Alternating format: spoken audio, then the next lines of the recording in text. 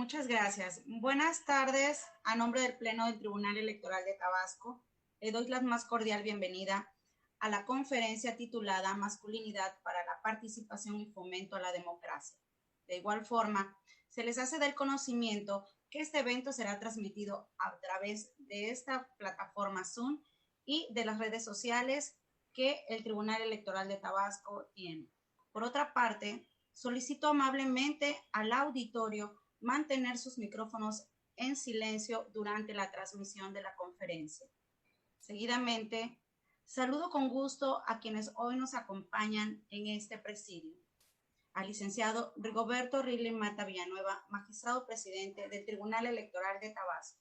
Asimismo, a las magistradas electorales de este órgano jurisdiccional, la maestra en Derecho Margarita Concepción Espinosa Armengol y la magistrada maestra en Derecho Yolida Bey Alvarado de la Cruz, así como a nuestro ponente del día de hoy, el maestro Jaime Javier Aguirre Martínez, presidente y fundador de Masculinidad y Política AC.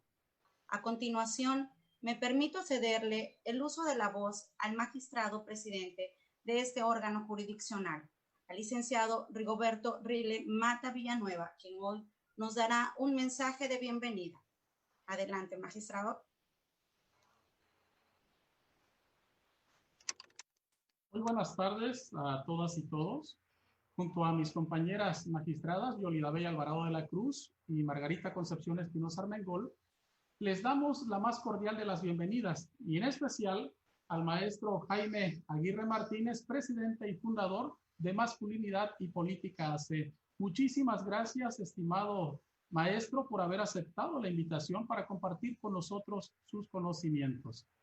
Asimismo, me permito saludar afectuosamente a las y los invitados especiales, maestra Elizabeth Bautista Velasco, magistrada presidenta del Tribunal Electoral de Oaxaca, al doctor Jaudiel Hipólito Durán Ramos, director general del Instituto Universitario Puebla, al doctor Euler Ferrer Córdoba, director de posgrados y académico de la Universidad de Los Ángeles, Campus Comalcalco, a la maestra y amiga Ana Julia Hernández Milla, en representación de la maestra Nelly del Carmen Vargas Pérez, directora del Instituto Estatal de las Mujeres, a la maestra Irma Guade Trujillo, directora de la Casa de la Cultura Jurídica, a mi estimada amiga y doctora, y fue mi maestra también, a la doctora Isis Verónica Lara Andrade, titular del Centro Estatal de Prevención Social del Delito y Participación Ciudadana. Dice que los buenos o buenas maestras nunca se olvidan.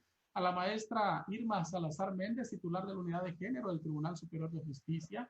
A mi estimada amiga, también a la licenciada María Elvia Morán Peralta, titular de la Unidad de Transparencia del Tribunal de Justicia Administrativa. Agradezco infinitamente también a la jefa de la Unidad de Género e Inclusión Social de este tribunal, a la maestra Liliana Arias Valencia, así como también al doctor José Antonio Morales Notario de la Unidad de Capacitación de este tribunal, por todo su apoyo para hacer este evento posible. Al personal jurídico y administrativo de este tribunal, mi reconocimiento de siempre, así como a las diversas personas que nos acompañan de instituciones hermanas de Campeche, de Quintana Roo, de Chiapas y público en general que nos sintoniza a través de nuestras redes sociales. Así, en el marco del Día Internacional del Hombre, les damos la bienvenida a esta conferencia titulada Masculinidad para la participación y fomento a la democracia. Y es que la democracia en México es un papel que se desempeña en la cultura política, en donde diversos autores han señalado que un régimen democrático necesita de una cultura política que le sea congruente, que pueda promover la participación y fortalecer las instituciones. Es en este punto, cuando hablamos de promoción, de participaciones, nos referimos a que haya igualdad en la vida política del país. En el caso de Tabasco, actualmente hay reglas claras que generan condiciones de igualdad en la contienda electoral, donde este tribunal siempre ha sido garante del tema, resolviendo y actuando con lentes de género. En efecto, con las reformas nacionales y locales de 2020 en materia de violencia política de géneros, se buscó continuar con ese eje fundamental de la paridad en los órganos representativos del Estado, así como propiciar ambientes libres de violencia para las mujeres que ejerzan espacios públicos de toma de decisiones.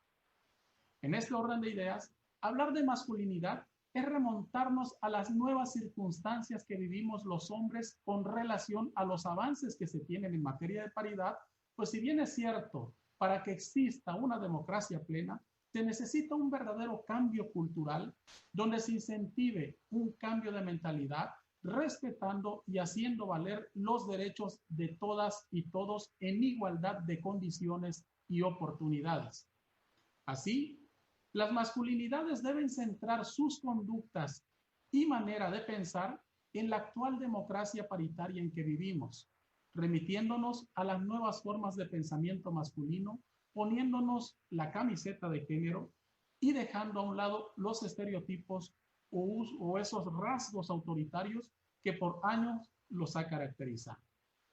Pues con independencia de las reformas en materia de paridad y violencia política antes referidas, el objeto fundamental de esta conferencia es sensibilizar a la ciudadanía y en especial a los hombres para eliminar por completo de nuestra vida política la estructuración de los sistemas de denominación patriarcal como sistemas violentos que han regido a nuestro México, donde hagamos conciencia de la igualdad de derechos para hombres y mujeres y se dejen de reproducir las prácticas o conceptos excluyentes que la misma sociedad ha validado.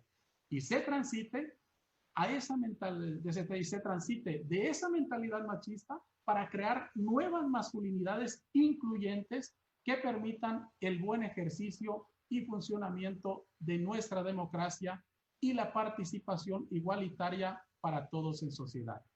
Y ya para concluir, solo me queda decirles que debemos de poner en práctica la definición de democracia respetando las libertades, permitiendo verdaderas elecciones libres y auténticas. Recordemos que la democracia es un estilo de vida que requiere del respeto y la aceptación de las diferencias y que en la actualidad uno de los objetivos principales es asegurar los derechos de igualdad social, política y económica para las mujeres y otros grupos vulnerables. Es decir, promovamos las masculinidades positivas hacia la construcción de una sociedad igualitaria entre hombres y mujeres. Muchas gracias a todas y todos por su atención. Ahora cedo el uso de la voz a mi compañera magistrada, Yolida Bella Alvarado de la Cruz, quien será la encargada de moderar este evento. Muy amables. Muchas gracias, magistrado presidente. Muy buenas tardes. Me da muchísimo gusto saludar a 8 mujeres. Y a partir de ahí el número va creciendo porque los hombres morimos mucho antes que las mujeres. Pues eso tiene que ver con la construcción de lo masculino. De tal suerte que cuando llegamos a los 60 años, por cada 100 mujeres, por cada 100 hombres hay 113 mujeres, y cuando llegamos a 75 y más, pues por cada 100 hombres hay 126 mujeres. Esto nos muestra un poco las dificultades que en los números duros, cómo se ha expresada esta situación de las posibilidades de vida a partir del género, y esto al final de cuentas es una situación cultural. Para presentar esta estadística yo seleccioné el estado que tenía mayor expectativa de vida, el que tenía menor expectativa de vida y el nivel nacional.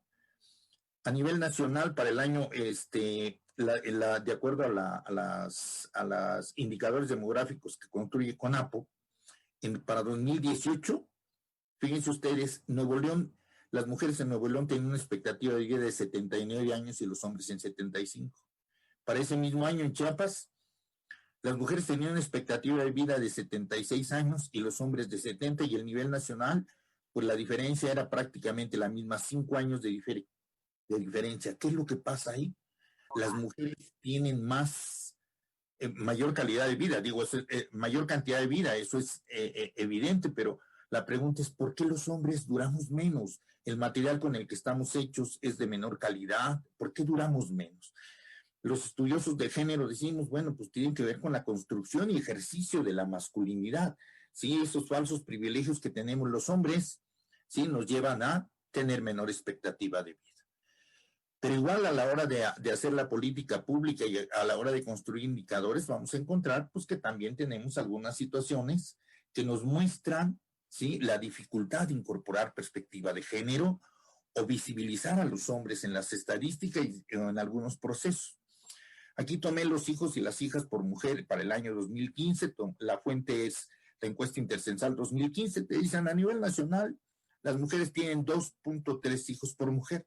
Las mujeres indígenas, que tienen menos servicios de salud, que tienen más elementos, pues tal vez culturales, que obligan a las mujeres a una maternidad forzada.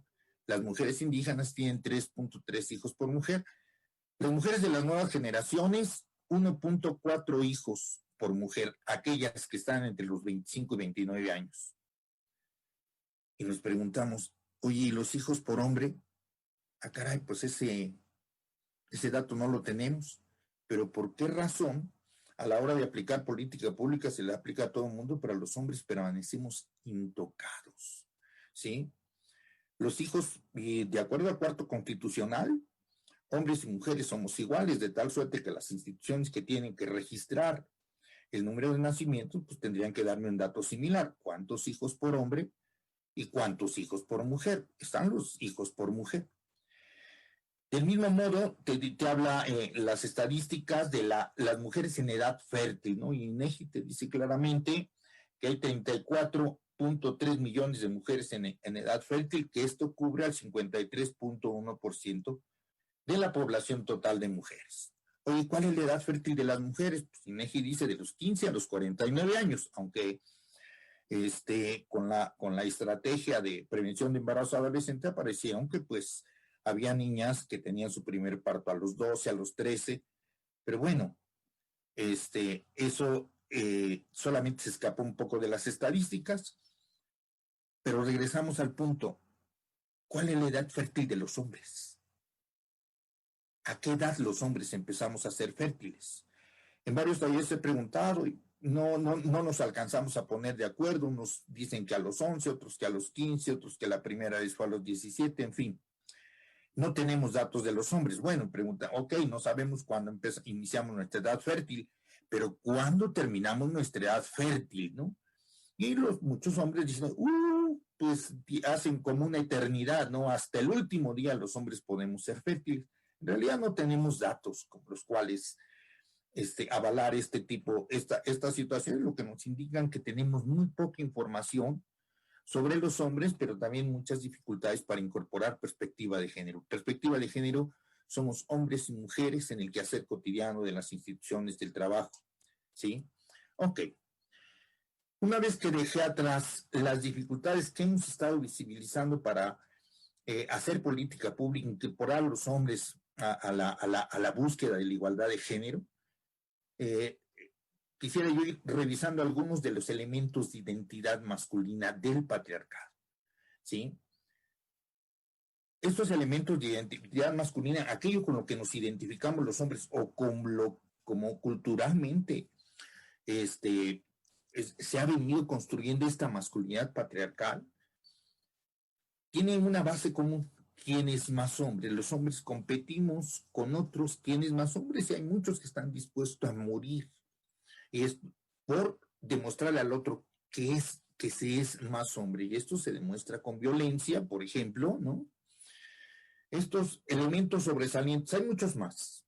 Sí, los sobresalientes es la violencia. Y esta se reprende en las películas, en los corridos, en las canciones, de todo tipo. El consumo de alcohol y drogas fomentado también por los medios de comunicación, ¿no? En la búsqueda de vender más este tipo de productos, los hombres compiten a ver quién aguanta más. Sexualidad, ¿quién tiene más parejas sexuales? Y varios dicen, yo tengo casa grande, tengo casa chica, ¿sí? Todavía tengo novia, ¿sí? Y las paternidades. La forma de ser padres, que a veces este tema es un tema muy, muy delicado, si aquello de no juzgarás a tu padre, pega culturalmente de una manera fuerte. Voy a empezar con violencia. Me facilitan mucho las gráficas porque me dan alguna forma de mostrar. En la ENDIRE, la Encuesta Nacional de la Dinámica en la Relación de los Hogares 2016, registra la violencia de la pareja, de los hombres hacia las mujeres, hombres en relación de pareja, y ahí lo que estábamos viendo que las mujeres a lo largo de su relación, 40 de cada 100 vivieron violencia emocional. Y en el último año, solamente 23 la reconocen, ¿no? Pero tiene mucho que ver con el recuerdo, las situaciones recientes, ¿sí?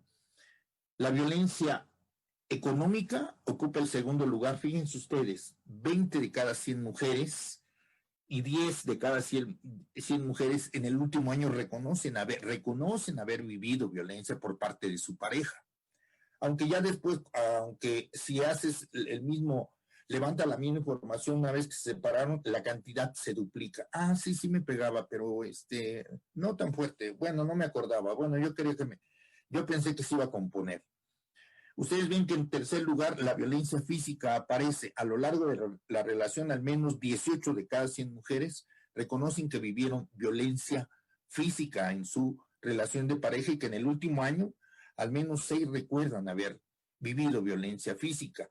Si ustedes se dan cuenta, violencia física aparece en tercer lugar.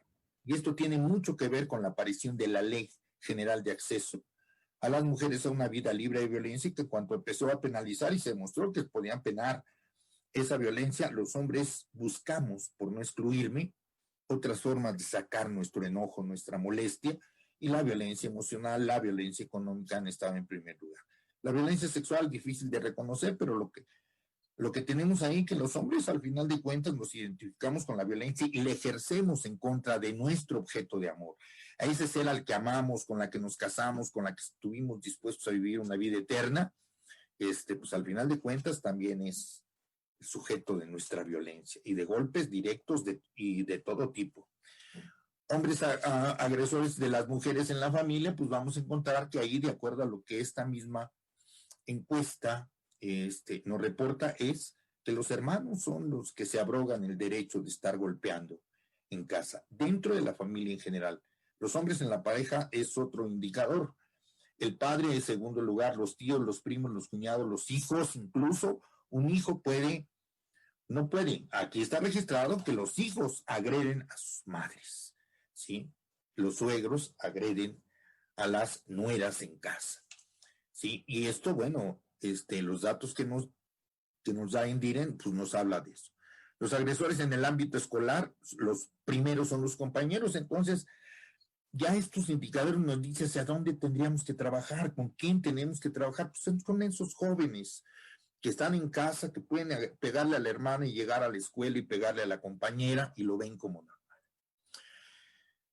normal. Los hombres, a la hora de ejercer violencia, también la ejercemos contra nosotros mismos. Aquí se ven las defunciones por accidentes, por homicidios y suicidios. En todos lados la columna azul, que es la que aquí, con la que puse a representar a los hombres, digo, para no meterme en confusiones por el asunto de los códigos.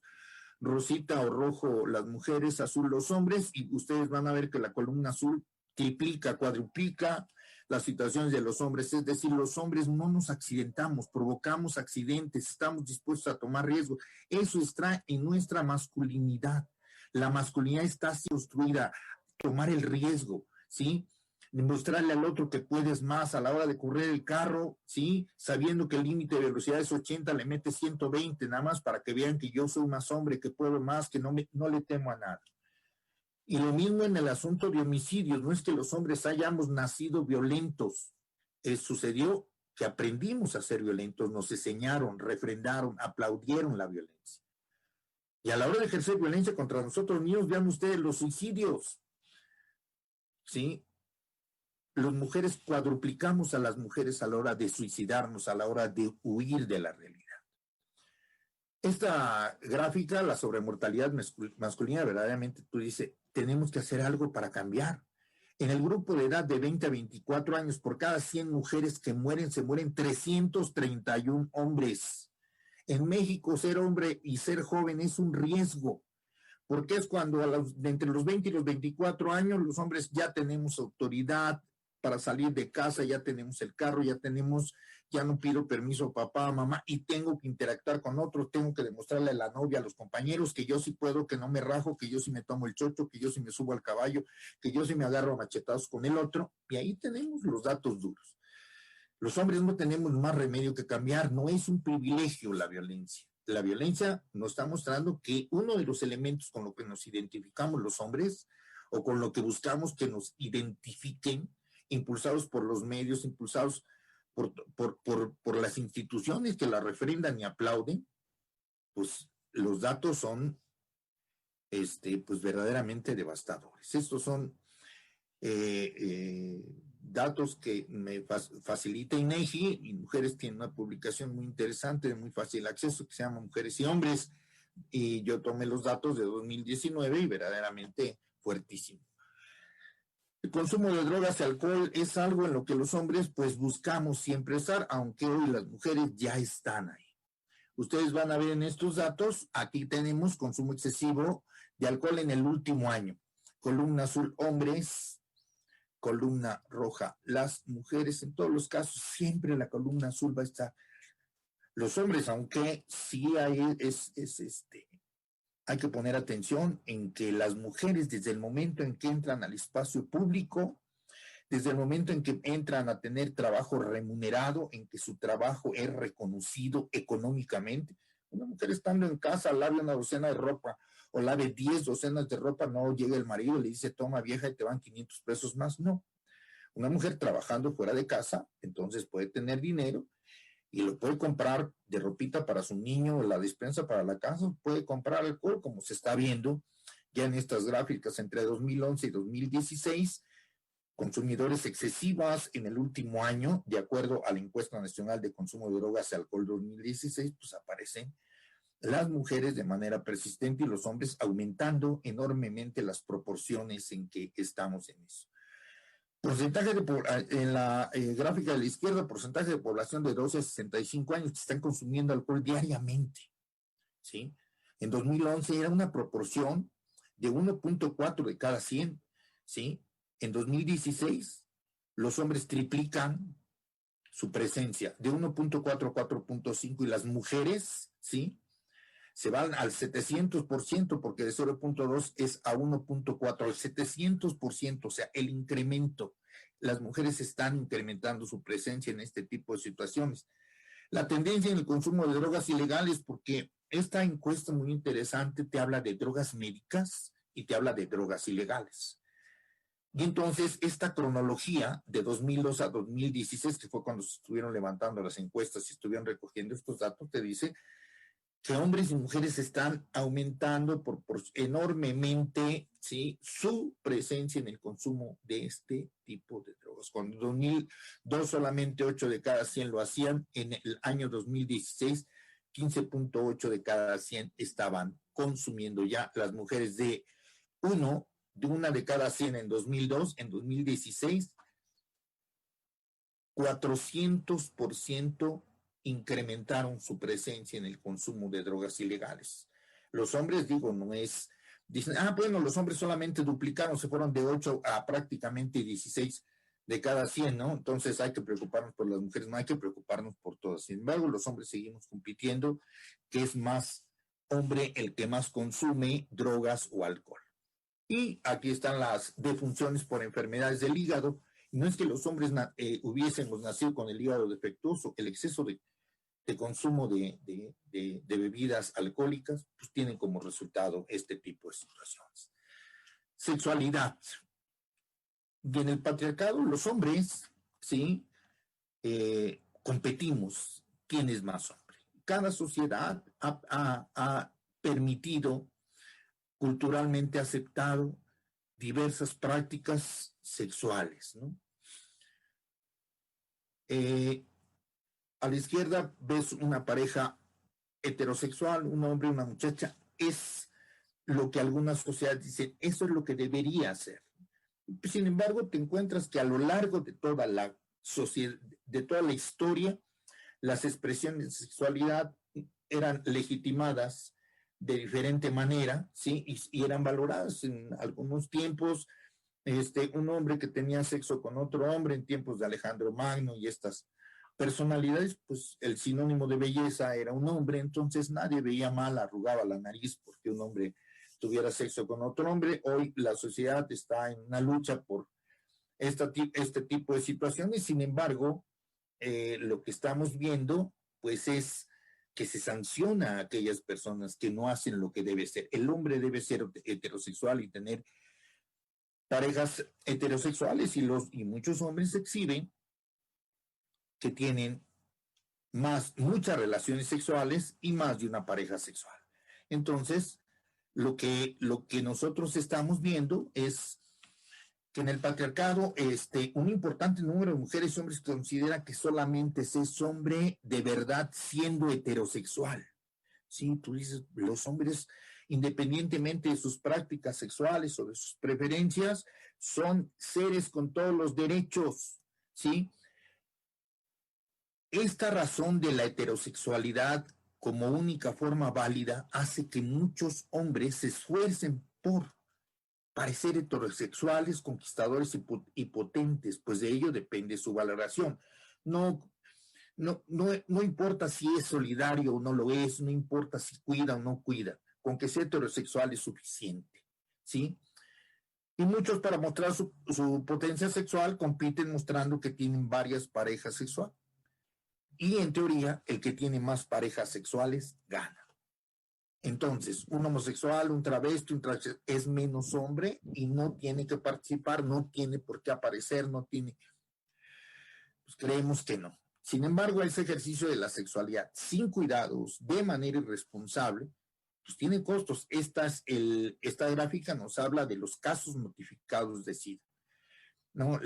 Los mismos códigos a la izquierda de rojo mujeres, azul hombres, y los hombres somos en estas prácticas sexuales sin cuidados, en estas excesivas tener varias parejas sexuales, pues se han logrado infectar y han logrado infectar a muchas mujeres. Entonces, se tiene que construir una masculinidad con otros elementos que tengan que ver con cuidado de la salud, con legitimar relaciones.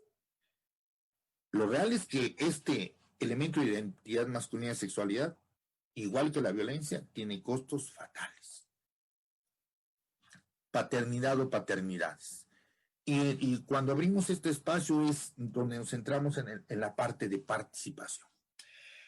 Lo que les voy a mostrar son una serie de dibujos que se levantaron a lo largo de una campaña que hicimos en 2020, cuando yo era todavía director de masculinidad, en la Comisión Nacional de la Mujer. Y logramos, en un año muy fuerte, porque era aquellas elecciones tan competidas donde todo estaba poniéndose atención en aquella contienda electoral, y sin embargo logramos sacar una campaña en donde estuvieron todos los estados del país. En esa campaña se invitó a las niñas y a los niños a que nos mostraran cómo veían a su papá, porque ese fue el lema de la campaña, y es un trabajo que habían venido haciendo desde antes organizaciones de la sociedad civil como Salud y Género de Veracruz, ¿sí? Coriac en la Ciudad de México, y que bueno, en ese tiempo logramos unir organizaciones de gobierno, Cámara de Diputados, y logramos impulsar una campaña de la cual salieron miles de dibujos. Seleccionamos algunos que nos parecía que representaban diversas formas de ser papá y a los cuales les hemos venido pues categorizando. Y es posible que no sean las únicas formas de nombrar esa paternidad o esas paternidades.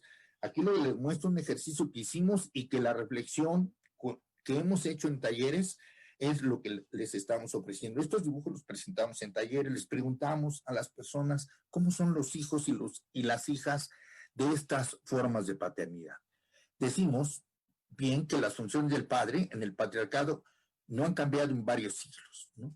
El padre era el poder y lo sigue siendo, y es la autoridad. Los padres dan permisos, dan castigos y debían proteger a la familia.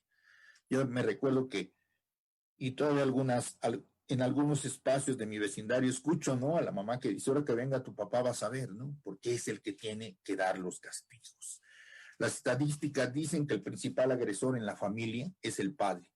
Tal vez por esa razón en México, 33% de los hogares, de acuerdo a INEGI, son jefaturados por mujeres porque los hombres no están.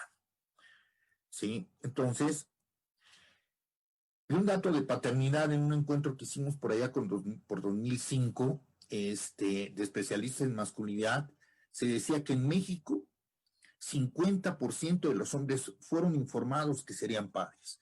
Es decir, los hombres entramos a las relaciones de pareja no con el deseo de procrear, no con el deseo de tener un hijo. ¿Sí? Es posible que muchos entraran solamente con el deseo de tener relaciones sexuales que acabaron en un ejercicio de reproducción. Por eso, con muchas reservas que damos este dato, ¿no? Ese dato salió en ese encuentro que tuvimos, y decíamos, pues, por desgracia en México no tenemos estadísticas de hombres, no sabemos. Los datos que comentaba al principio, ¿cuántos hijos por hombre? Pues no sabemos porque esa información no se levanta, culturalmente está limitada, ¿sí? ¿A qué edad empezamos los hombres a reproducir? Pues quién sabe cuántos teníamos un proceso de planeación, ¿no? Si muchos hombres se enteran cuando la pareja se para frente de ti con un sobre de los laboratorios y te dice tenemos que hablar, ¿no?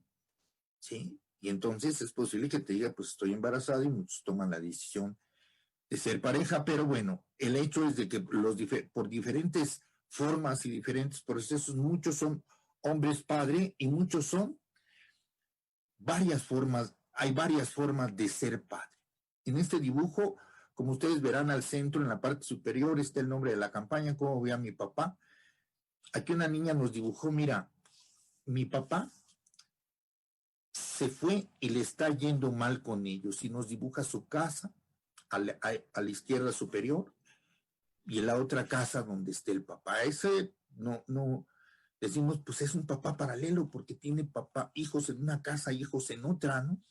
Y es posible que esa categoría, pues no sea muy consecuente, no estemos de acuerdo, podríamos encontrar otra explicación, pero la que tuvimos fue esa.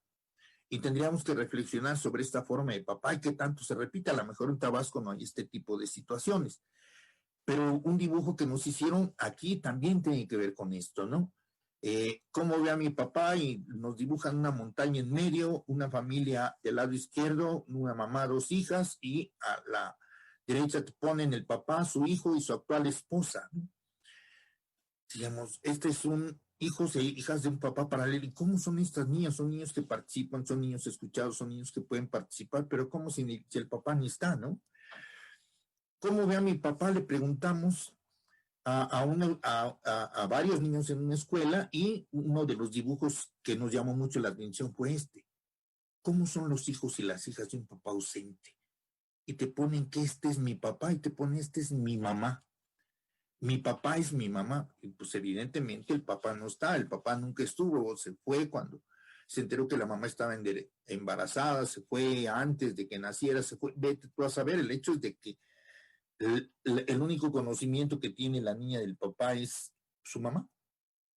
¿Cómo son las hijas y los hijos de un padre ausente cuando el papá se fue a trabajar a otro lugar? Y aquí una niña te pone su corazón, ¿sí? Y te dice yo, porque los niños y las niñas se nombran, y te dice mi papá está del otro lado.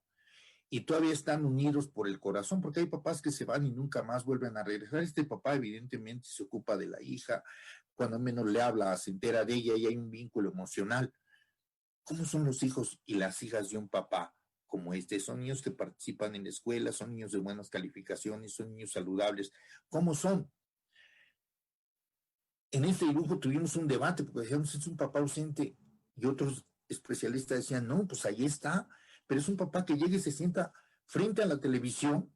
La niña que tiene que interrumpir con su cuerpo para decirle, ahora quiero que escuches las noticias, las últimas noticias en la vida de tu hija, quiero participar contigo, papá, quiero dialogar. Ops. ¿Cómo entraría en la categoría de padre ausente, padre presente a medias? ¿Cómo? ¿Cómo son las hijas y los hijos de un padre alcohólico? Y verdaderamente este es un dibujo que conmovió a muchas personas, porque dicen, ¿cómo ves a tu papá? Dice, así lo veo bebiendo. Que en la cultura moderna pues es legítimo que el papá esté bebiendo, en algunos lugares, incluso en las iglesias, los mayordomos en las fiestas patronales reparten el trago, ¿no? ¿Sí? Te da un plus estar bebiendo, en los comerciales la gente aparece en estas actividades y socialmente está aceptado. ¿Cómo son los hijos y las hijas de un padre alcohólico? Y déjenme decirles que en diversos talleres que hemos trabajado, la gente le pregunta, ¿cómo son los hijos y las hijas de un papá alcohólico? Les pones el rotafolio, hacen el ejercicio y te empiezan a poner, son niños deprimidos, son niños enfermizos, son niños que no participan, son niños que no tienen voz, son niños que verdaderamente están en una depresión a partir de lo que sucede en casa. Este es un dibujo verdaderamente fuerte, porque a la izquierda le ponen al papá bebiendo, ¿no? Y si ustedes ven el texto arriba, te ponen cómo es, pues así bebiendo, hasta con moscas, ¿no? Y cómo quisiera que fuera. Y dibuja un ataúd, ¿no? Déjenme decirles que los dibujos de esta campaña se hizo una exposición en la Cámara de Diputados en ese año. Se seleccionaron 10 dibujos de cada estado y cada estado, ¿sí? Se formó un comité por una paternidad más padre en cada estado, se les dio la potestad de que escogieran sus 10 dibujos y esto es parte de los dibujos que mandaron y nos pidieron que no pusiéramos ese dibujo. Decíamos que sí había que ponerse porque era pensar cómo es la vida de estos niños y de estas niñas como para que puedan tener estas ideaciones. Son niños que pueden participar, son niños que pueden tener una vida saludable. Pensábamos que no. Lo mismo los padres sustitutos, ¿no? El padre sustituto, pues es lo que de manera coloquial se le dice padrastro, ¿no? Y te dice claramente el niño en el texto de abajo con un texto mal manejado y los especialistas nos decían los niños y los niños que viven violencia, que viven situaciones de estrés extremas, son niños que tienen poca habilidad para el dibujo, escriben mal, no manejan color y todos los niños tuvieron las mismas oportunidades de utilizar colores, crayones. Para todos hubo sobre las mesas cuando fuimos a hacer la campaña en sus escuelas, la cantidad de color, pero los niños que tenían estas situaciones no utilizan el color, no tienen habilidad para el dibujo, y este niño ni siquiera se pone el rostro. Padrastro, no te quiero porque me amarras. Y pone al hombre que tal vez lo agrede con garras, con picos en la cabeza. Esos son los padres sustitutos. Y esto, pues, que es el extremo de papá violento, no es un dibujo que llegó de Campeche. Está estrangulando al niño y en el texto el hombre echa fuego por la boca, echa fuego por todo el cuerpo. Dice, idiota, ¿por qué lo quebraste? Y le dice, el niño está diciendo, perdóname la vida. Y es posible que muchos niños estén en esa situación. Y en los talleres hemos preguntado, de cada 100 padres, de cada 100 padres de familia, de cada 100 jefes de familia que existen en este lugar, ¿cuántos son un papá violento, no? Dicen 50, al 50%, ¿sí? O los padres autoritarios. Este padre no pega. Este dibujo es muy llamativo porque a la hora que les dijimos, dibújame cómo ves a tu papá, pues el niño se pone, si no sabe dónde está, hacia arriba o abajo, pero pone un círculo, una frontera negra alrededor del dibujo. Entonces ese niño en su imaginario no puede salir. Ese papá no pega, simplemente no vas a la escuela, no vas a la excursión, no vas a la fiesta, no. Y los niños dicen, ¿para qué participo? ¿Para qué hablo? ¿No? El día que quiero salir a comprarme algo, el día que voy a comprarme zapatos, el papá dice, te compras esos zapatos, te compras esa camisa, esta mochila es la que tienes que llevar. El niño no puede tomar decisiones. Si no tengo que tomar decisiones, ¿para qué reflexiono en qué quiero o qué no quiero? Creemos que estas formas de paternidad son las que limitan el ejercicio de la democracia y la posibilidad de participación. Creemos que tendría que abrirse formas de ejercicio de la masculinidad que posibiliten la participación y la democracia, ¿sí? Y preguntamos qué características debe tener la masculinidad para lograr mayor participación y fomento a la democracia. Pues es posible que la afectividad como una expresión de la paternidad o esta forma que nos están presentando en este dibujo también salió de esa campaña de cómo ve a mi papá, porque no todo fue lo negativo, de repente aparecía como esto. Me parece un dibujo maravilloso. Vean ustedes qué cantidad de color hay en este dibujo, y es una niña que va en la bicicleta, y el texto dice, mi papá siempre me lleva en la bicicleta a repartir periódico, lo quiero. En un taller preguntamos, ¿dónde creen que puede estar esa niña, ese dibujo que hizo hace 20 años? Dicen, pues es una niña trabajadora y ella está formada en la cultura del trabajo, está contenta con su padre, está participando en el trabajo. Es una niña que recoge opiniones y da las suyas. Evidentemente tiene un diálogo con el padre y está acostumbrada al diálogo, por tanto va a poderse interactuar con todas las instituciones y con todas las personas, ¿sí? En este dibujo también aparece algo muy interesante. Vean ustedes, como dice arriba, cómo ve a mi papá, el nombre de la campaña, y está el papá, y te pone en el dibujo, fue una niña quien lo hizo, dice mi papá, mi hermano, y están trabajando con mi hermano y papá. En el recuadro superior de la izquierda te dice, es maestro en la escuela, están todos los niños sentaditos.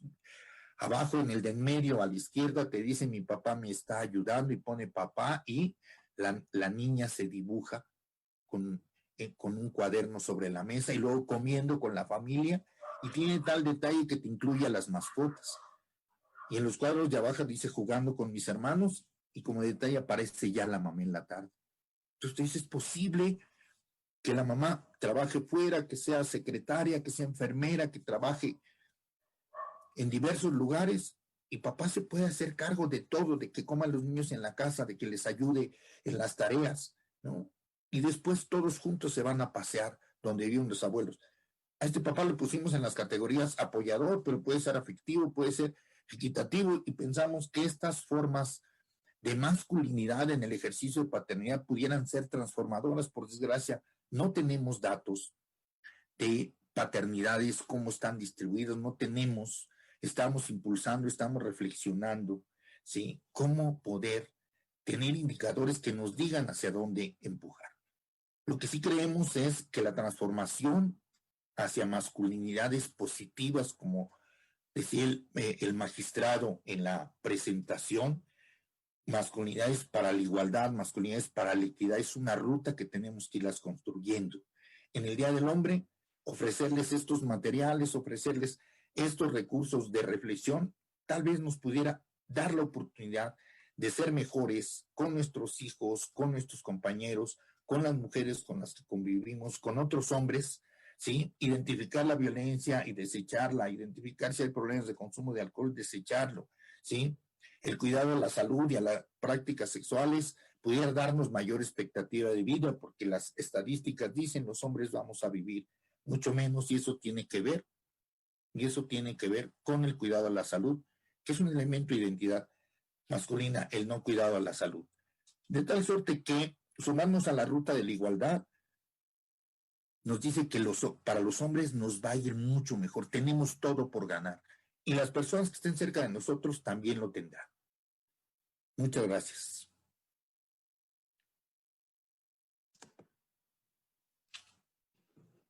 Muchas gracias, maestro, por esta interesante conferencia y por ponernos en el contexto de lo que realmente podemos entender por una masculinidad positiva. Y bueno, creo que ha sido interesante pues escuchar todos estos, pues yo le denominaría como estereotipos que a lo largo de los años se nos ha dado para hombres y para mujeres. Usted decía, los hombres pues están concebidos como para que sean los proveedores, para que sean los fuertes, y nosotros las mujeres, las sensibles, las mujeres que tenemos que obedecer. Entonces vamos en esta cultura patriarcal creciendo desde nuestra infancia con todas estas ideas que pues nos van implicando una forma de actuar en nuestra sociedad. Creo que desde ahí partimos, y bueno, fue interesante también estas pues elementos que usted ha considerado que me parecen de suma importancia en torno a la masculinidad en el patriarcado: violencia, consumo de alcohol, sexualidad y paternidad. O sea, con datos duros, como decimos, con datos estadísticos, totalmente demostrado cómo ha influido desafortunadamente negativamente, ¿no? En esta masculinidad. Y por otro lado, pues cerrando con esta características que tendría que tenerse o hacia donde debemos creo de transitar hacia las masculinidades positivas, a esta gran diferencia que pudimos apreciar en las formas de cómo nos conciben. Y creo que las niñas y los niños, todos hemos visto esa visión tan clara que a través de dibujos nos transmiten tanto, y creo que nos hacen reflexionar muchísimo. No sé, tal vez compartan conmigo quienes nos están escuchando y siguiendo aquí a través de las plataformas. De verdad que cuando veía alguno de ellos me impactaban muchísimo, porque se ve el reflejo de lo que están sintiendo, de lo que están percibiendo las niñas y los niños respecto a la imagen de un padre. Desde el padre que decía ausente, violento, sustituto, autoritario, y la diferencia de la percepción de un niño o una niña, de un padre igualitario, de un padre apoyador. Entonces, de verdad que ha sido muy, muy interesante pues escuchar esta conferencia. Hemos tenido, maestro, muchas felicitaciones en los chats en relación a su participación.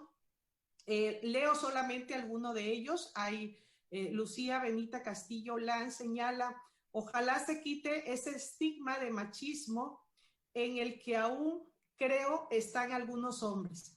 Me gustó mucho la conferencia, felicidades. Carla Nailí Hernández Muñoz dice, excelente ponencia, todo fue muy claro y con datos concisos, que era lo que señalaba. Creo que el que mostrara estas estadísticas nos deja muy claro todos los puntos que usted quiso destacar. Y todas las demás conferencias.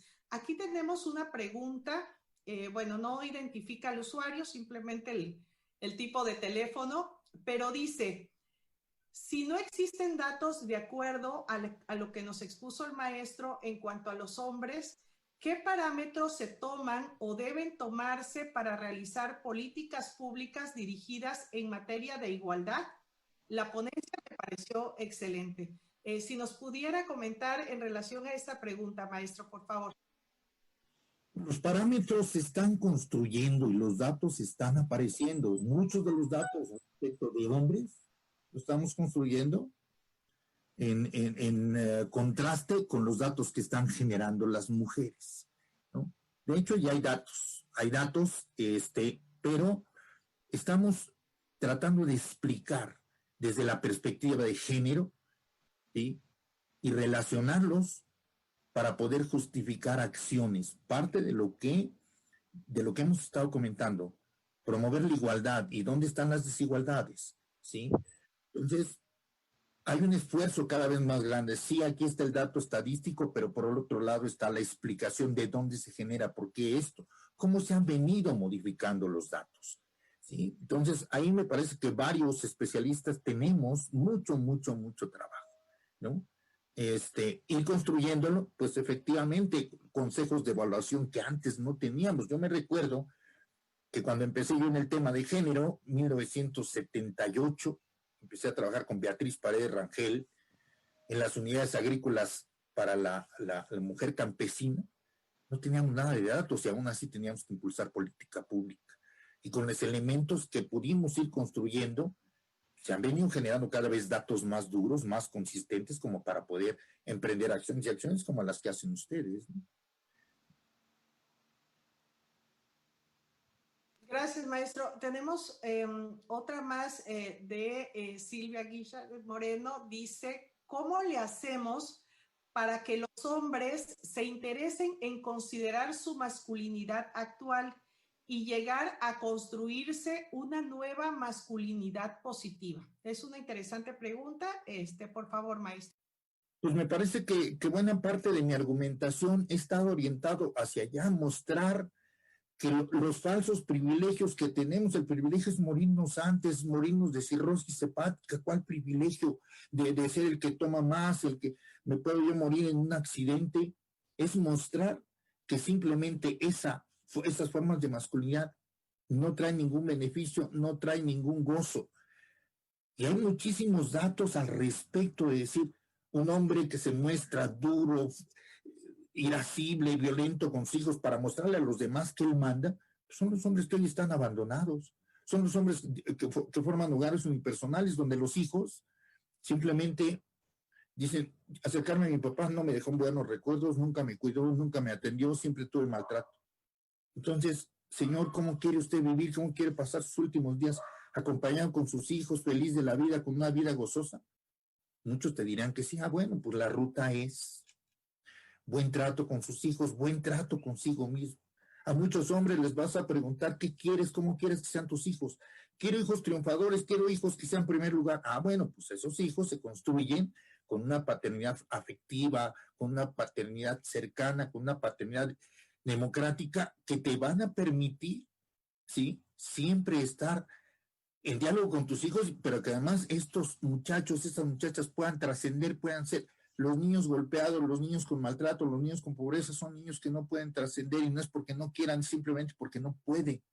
Queremos una sociedad donde los ciudadanos participen, pues esas sociedades se construyen con el diálogo y ese diálogo empieza por papá en casa. ¿Qué quieres, hijo? Me gustaría esto, me gustaría que vayámoslo construyendo en esta relación de corresponsabilidad, ¿sí? Donde yo le pueda mostrar a mis hijos y a mis hijas que pueden ser responsables y eso te va a traer grandes beneficios. Me parece que estamos en la ruta. El hecho de que el Instituto Electoral de Tabasco impulse este tipo de diálogos en donde se suman tantas personas, te habla del interés que tiene el ciudadano y de instituciones preocupadas por promover estas cuestiones. Así es que muchas felicidades. ¿Sí respondí su pregunta? Voy a leer algunas preguntas por razón de tiempo, si me lo permite, y ya usted pueda dar contestación a cada una de ellas. Gustavo Antonio Morales dice, ¿considera es factor determinante la autoestima en estos aspectos y eso puede llevar a que las personas se conviertan en criminales? Esa es la pregunta. Nos hace también otra, tanto comentario como pregunta, el doctor José Antonio Morales Notario. Dice, interesantes datos por parte del ponente. Sin embargo, estos no son observados por algunos grupos feministas, quienes ven en el hombre el enemigo a vencer, a pesar de que muchos estamos buscando el respeto hacia el género femenino. ¿Cuál es su opinión al respecto? Déjeme ver, acá hay otra que se señala. Cristian de Jesús López, el papel del hombre es evolutivo y tan así es que tiene que sensibilizarse más y lograr que no se vea como el género fuerte por encima del otro, sino más bien como el género a la par y este pueda dejar de verse como opresivo o por encima de, para que no se considere como un patriarcado vencedor. Me parece que los hombres tenemos que ir construyendo masculinidades que no lastimen la esfera social. Déjenme nada más revisar el chat para ver si hay aquí alguna otra pregunta. Sí, Saúl Hernández dice, ¿cómo podemos ayudar a una persona que no acepta su machismo y no quiere ver las nuevas no puede ver las nuevas sociedades que han ido cambiando y hay nuevas ideas y costumbres? Y por último, Cielo Guadalupe Pérez Félix dice, ¿considera la educación e implementación de valores en el hogar como el factor primordial para erradicar el machismo? Maestro, espero que pudiera contestarnos de manera global estas preguntas. Gracias. Verdaderamente un reto, pero no está, o sea, hay varias cuestiones aquí, ¿no? De principio empiezo por el asunto de los valores, ¿no? A veces se dejan esos valores, tendríamos que precisar los valores de la familia. Pues hay familias que dicen, hijo, toma lo que puedas, ¿sí? Y si no te ven, muy bien, adelante. Y son papás, los vemos por la televisión enseñándole a los hijos a que les hagan sombra para poder robar o ellos, ayudando al niño a que se brinque una casa para, esos son valores. Si hay que tener lo que se deba, aunque sea robado, ¿no? Entonces, o sea, tendríamos que ponernos claramente cuáles son los valores que queremos, ¿sí? Verdad, trabajo, esfuerzo, ¿sí? Respeto, ¿sí? Respeto para mí, respeto para usted, poder dialogar, platicar, respeto a la palabra. Me comprometo a comprarte esto, hijo. Sácame calificaciones buenas, barre el patio, y yo me comprometo. Sí, pero vamos, si desde casa no hay un respeto para este tipo de cosas, vamos mal. No tenemos datos duros, pero hemos venido recopilando datos respecto de posibles delincuentes. Déjenme decirles que un proyecto que hicimos que se llamó Jóvenes tras las rejas, sí, sin rejas se llamó el proyecto, lo hicimos, Masculinidad y Políticas, por ahí, del año 2008. Lo hicimos en el penal Mesa Bordo. Entrevistamos a 117 personas que estaban recluidas, hombres, en el penal, y de los 117 solamente uno manifestó haber tenido un papá afectivo. Todos los demás te dijeron: yo no tuve papá, mi papá era golpeador, mi papá era violento. Algo nos dicen estos datos. Sí, estos datos han sido argumento para decir: instituciones, tenemos que generar datos que nos digan por dónde va el asunto, por dónde tendríamos que estar trabajando para transformarse, para dónde queremos que marche esa masculinidad. Vamos, los especialistas ni siquiera nos hemos puesto de acuerdo en el nombre: masculinidad para la igualdad, masculinidad para la equidad, masculinidad afectiva, masculinidad democrática. Vamos poniendo qué hombre queremos, qué hombre necesitamos tener. Queremos hombres participativos, hombres que hablen, que cuestionen y que se comprometan, sí, con la familia, con la pareja, con los hijos, con las instituciones. Sí, voy a participar, aquí está mi voto, y que puedan confrontar al gobernante, que puedan confrontar a las instituciones sin violencia. Hay un falso debate respecto de machistas contra feministas. De hecho, machismo es una conducta, feminismo es un movimiento político, ¿sí? Y verdaderamente la ruta de la equidad es una ruta en donde estamos mujeres y hombres. Si nos sumamos a la ruta de la equidad, ¿sí?, de la igualdad de género, nos va a ir muy bien a todas y a todos. No hay una lucha, no es descalificamos a los hombres y las mujeres son mejores que los hombres y los hombres son mejores que las mujeres. No hay tal, ¿sí? Cada quien servimos para diferentes cosas, y es un trabajo personal de decir: ¿cómo te gusta vivir? ¿Cómo quieres vivir? ¿Qué estás dispuesto a hacer? Y lo podemos hacer. Y hay unas instituciones que, por otra parte, están trabajando en función de eso. Y hoy que escucho los discursos, el discurso del señor presidente, el magistrado presidente, pues me queda claro que las instituciones no solamente han incorporado a su discurso palabras como igualdad, equidad, ¿sí?, género. Hay otros componentes, ¿no?, en la que pues pueden colaborar con organizaciones de la sociedad civil como nosotros, y que juntos, una institución del gobierno, una institución gubernamental del Estado de Tabasco, puede cooperar con una organización de la sociedad civil por el bienestar de las personas. Entonces, me parece que machismo y feminismo no es una confrontación. Tendremos que ir caminando, ir construyendo una ruta. Me parece que estamos, y eventos como esto refrendan mi fe en que estamos en la ruta adecuada, hablando y escuchándonos. Muchas gracias, maestro, por estas respuestas tan atinadas que dio a estas inquietudes y comentarios que han surgido precisamente de este tema. Pues al no haber más preguntas, tanto en este chat como a través de nuestras redes sociales, por mi parte y como moderadora de esta conferencia, no me queda más que felicitarlo, reconocerle por esta extraordinaria conferencia que nos ha impartido el día de hoy, el cual, tanto en lo personal como también creo que para muchas y muchos asistentes, nos deja mucho que reflexionar. A veces pensamos nada más el patriarcado, el daño el que nos ha hecho a las mujeres durante siglos, pero indudablemente también los hombres pues han tenido este marcaje negativo en relación a su formación, a cómo se ve su participación en todos los aspectos en la sociedad. Esto no es de hombres contra mujeres ni de mujeres contra hombres.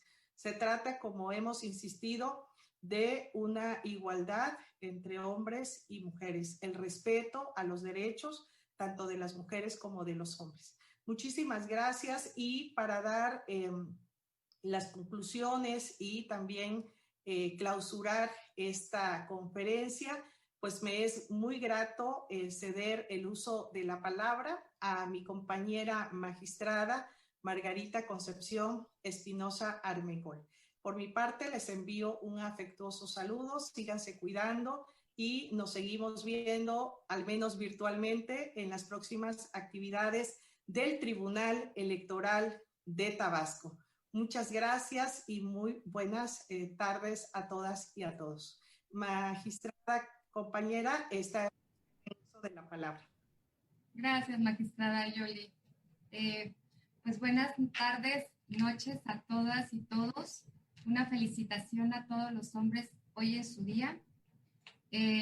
A mí me toca dar el reconocimiento por parte del Tribunal Electoral al maestro Jaime Javier Aguirre Martínez por haber disertado la conferencia virtual Masculinidad para la Participación y Fomento a la Democracia, organizada por este órgano jurisdiccional el día 19 de noviembre del 2020. Reciba usted de manera virtual este reconocimiento que hace el tribunal a la excelente conferencia impartida por usted. Muchísimas gracias. Que pasen todas y todos buenas noches. Gracias. Sí, de todo corazón. Gracias. Gracias por el tema compartido. Excelente. Buenas noches.